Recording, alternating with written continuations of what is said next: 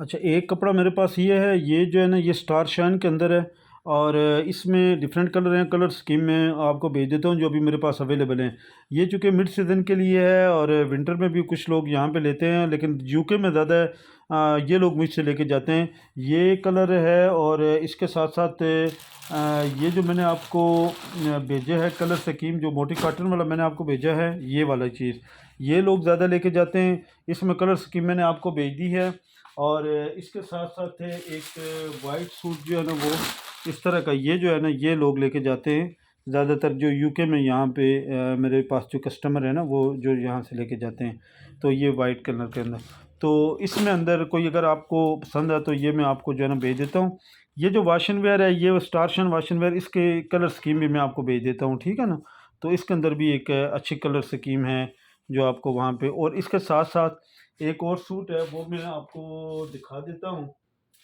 उसमें से अगर आपको कुछ पसंद आता है तो वो भी आप चूज कर लें, अच्छी चीज़ है ये भी। ये एक ये चीज़ भी मेरे पास है जो कि बहुत ज़्यादा जो है ना वो मोटी भी नहीं है और ज़्यादा बारीक भी नहीं है, ठीक है ना।